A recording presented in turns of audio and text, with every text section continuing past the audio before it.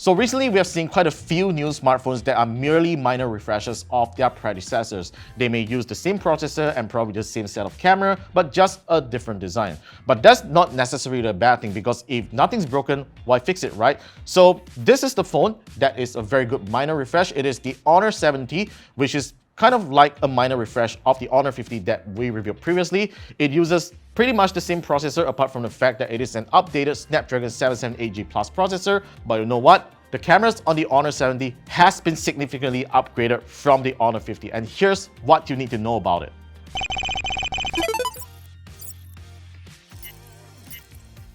Now, before I talk about the cameras of the Honor 70, let's just do a hardware tour. Now, on the back, you might actually find it a little different from the Honor 50, as it now comes with a text strip back just like this. It's not like a physical texture, but it is kind of like a holographic effect on the back that personally I find it to be very, very nice. And you get pretty much the same camera bump design on the back here with two big circles here, one that houses two lenses and the other one that houses one lens and one LED flashlight. So this is kind of the design language for the regular Honor series already. On the front, you get a 6.67-inch Full HD Plus AMOLED display that refreshes at 120 Hz and shows 1 billion colors. It is a very, very colorful display, and it's very, very responsive as well. In fact, I feel that it is more responsive than the Honor 50, and I think this is a great improvement that Honor has done over here. And it also has the flicker-free technology that is available on the flagship Honor Magic 4 Pro. Now, like I mentioned earlier, the Honor 70 is powered by a Snapdragon 778G Plus processor. Now, even though this is quite a dated chipset already, it still performs very well in modern times, and in fact, it can even handle some games really, really well. In fact, this chipset is still used on certain phones for today, such as the recent Nothing Phone 1, which still uses this chipset, and the Honor 70 has 8GB of RAM and 256GB of non-expandable memory, which should be enough for most people.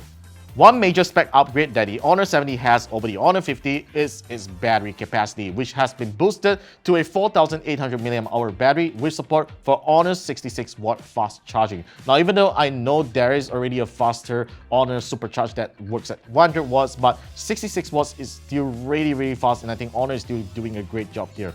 Personally, I find it to be really good in terms of battery life, as I can basically just charge it till the next day with a 4-hour screen on time, and that super fast charge technology really gets this phone charged up really, really fast. So I really don't have any battery anxieties when I see that battery dipping below single-digit levels.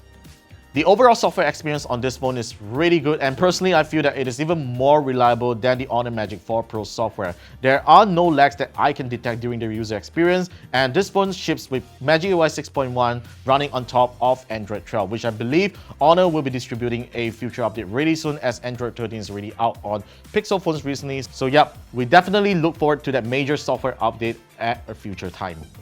Now, let's talk about the cameras, which is the one thing that Honor has significantly improved on the Honor 70 over the Honor 50.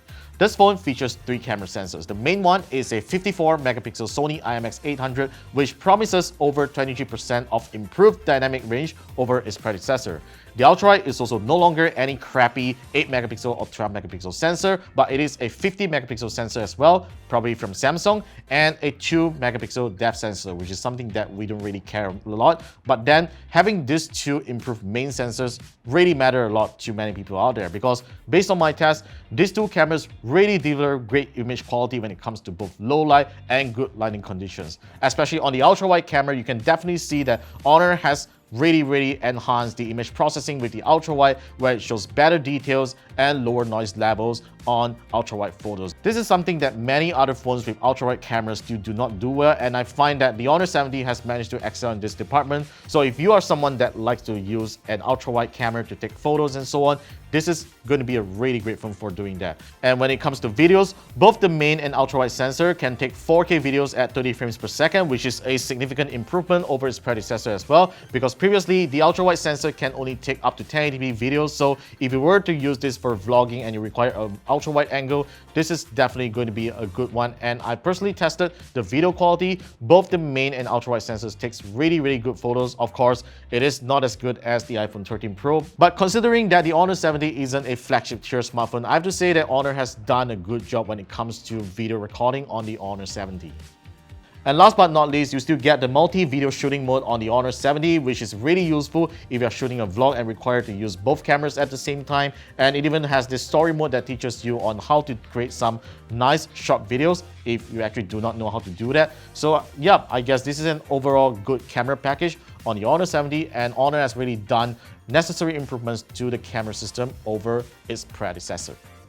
At this time of shooting, I do not have pricing details of this phone just yet, but I believe it will be slightly expensive than its predecessor considering the poor currency performance on the Malaysian ringgit, and of course with the upgraded specs right over here. Let's hope the price is actually within the 2,000 ringgit range, because this is a really great smartphone that I recommend everyone to go check out if you want a good performing smartphone with good cameras and a good screen without actually breaking the bank.